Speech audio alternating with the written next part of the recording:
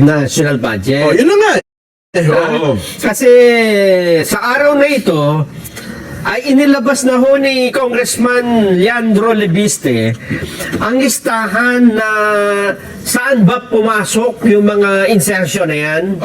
Yung bang enumeration, yung tala kung anong distrito. Kasi lumobo yung budget eh. Totoo. Mula sa BICAM, mula papunta ng NEP at GAA, ayan o, naglobohan ng todo. Ano ba yung NEP restored? Tapos total NEP. May nakalagay pa total budget. Teka ha, yan ay may paliwanag si Kong Lebiste dyan eh. Ha? Sa bagay na yan? Oo. For year 2025 NEP. Yes. Diba? Oh. Ang NEP total, yan yung initial proposal. Ay, yung galing sa palasyo. Sa Malacanang. NEP total. Oo. Yung... Teka ha? NEP restored. NEP. Sandali lang ha? May ano bang, para maintindihan ng ating mga kababayan. Oo nga, may mahirap intindihin. Puro NCR pala ito. Oo. Ito, Camille Villar. Malaki din pala ang NEP ni So yung dilaw, yun yung kabuuan ng buong taon. Yun yung naging GAA. Yun yung napirmahan na batas. So parang NEP restored saka total NEP pinag-plus ba? Ibig sabihin? Hindi nagsama?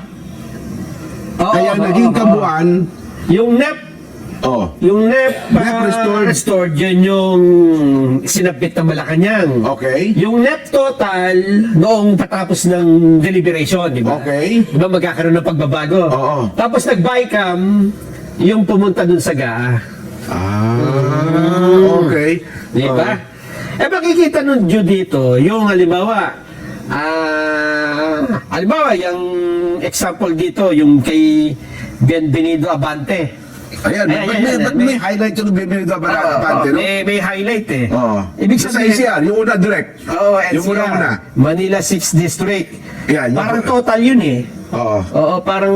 Yung una, yung ICR. Yung first page. Ayan. Sige pa. Yan. Sige pa. Special kasi si Kong Abante, kaya bigyan natin ng din yan. Bigyan natin emphasis. Ayan. May bold letter na yan. Stop! Yan. Hops!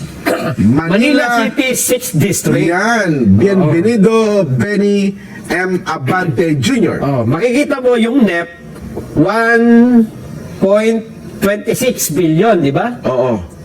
1.265 billion. Okay. Noong billion ba yun o million? Billion yan, billion. Ganun, billion pala ang computation yan. Kala ko million. Hindi, tama. Million pala, million. Okay. Pasensya na, ha? Naduduling ako eh. Tapos, ang kanyang total NEP ay 3 million. Na-doble, Jen. Naging times 2. Tapos, nung naging GAA, nadagdagan pa. Pataas ng pataas. Naging 3.8. Kaya may guhit dahil ito ang example ng pataas ng pataas. Ayun. Pataas ng pataas. Mula sa NEP na... Hindi, parang tama ka, parang billion eh. Hindi naman ako maniniwala, 3 million lang ang kanyang, di ba? 3,847,000, gano'n lang. Amount in thousand. Tama, meron sa taas, amount in thousand. So times 1,000 to. Tama ka. So billion nga yun. Billion. Billion. Yun, Tama. Yung pagkabasa natin dito kasi kung sasabihin mo 3.8, baka magbasag ng salamin yan. Ano ako?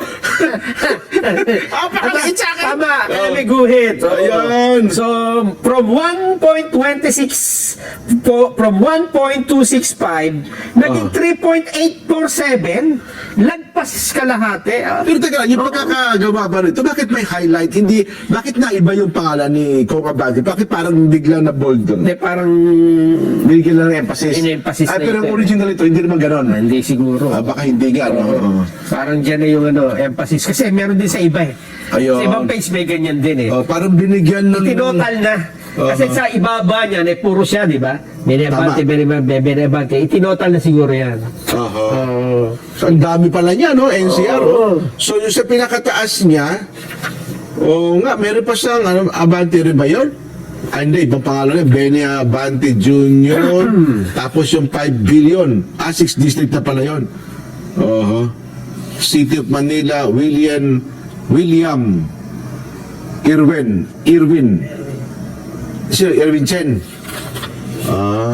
Pasay City, Antonio Calixto. Ayun. Baka sabihin ni Kung Benny, hindi naman ganyan eh, inedit eh. Baka anong katiyakan natin na yan nga talaga ang halaga ng kanya. Kasi parang nabago yung letra eh. Sabi ni Kong Lebiste, hindi lang naman ako may kopya niyan. Kung gusto yung i-confirm, tingnan niyo yung kopya ng Pwede yung counter-check kung ano naman. Oo, nagka-counter-check nyo. Oho. Oo.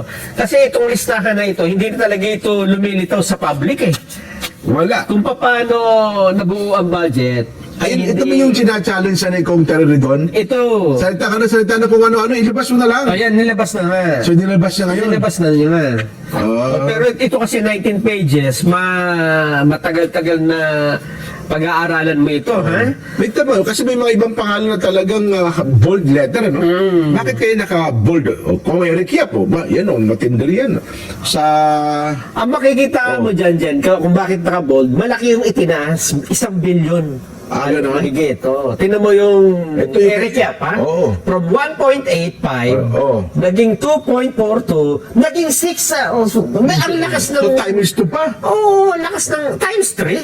Times 3 pa. Oo. Samantalang yung kung Eric Yap, identified dyan sa mga Duterte, ha? Oo, Benguet, oh. Pero tatahitay, kasi di ba yan ang chairman ng APRO nung panahon ng mga Duterte. Oo. Yung AXIS. Oo. Pero nung pumasok pala ang kasalukuyang administrasyon, bagyo pa rin pala talaga si Kung Eric, ano? Bagyo, tatahitahimik lang. Kaya makikita mo iba yung hindi naka-bold. Oh. Walang hindi umabot ng milyon ng itinaas. Ah. Hindi, maliit lang ang pagkakaiba. Oho. Pero, ang sabi naman niya dyan, hindi naman common nakalista ka dyan, may ginagawang kalokohan, ha? Yeah. Meron siyang ano dito eh. Ano mo, tama ka, kasi nakapost yan doon sa kanyang social. Tinignan ko kanina, Oo. ang tingin ng taong bayan, lahat negatibo eh. Oh, hindi. In fairness po pasensya na kayo, sana itama lang natin yung ating kaisipan, Perspective. yung ating perspektibo, hindi po kumot nakalagay ang pangalan dyan, yung mga nagnakaw Hindi. o gumawa ng katiwalian. O yan lang talaga yung pondo na inilagay sa distrito nila. Yan, Kasi opo. meron dyan, nilagyan talaga yung distrito nila Oo. nang hindi nila maring hinihingi. Maaaring hindi nga raw nila Oo, alam. oo, ano? oo, oo. Ngayon, ang tanong din, ano ang ating pwedeng gawin bilang mamamayan para hanapin at tignan kung ito nga ba na sa katuparan o hindi? Titingnan niyo yung project. Yan. Titingnan niyo yung project sa distrito ninyo. Oho, may Di ba?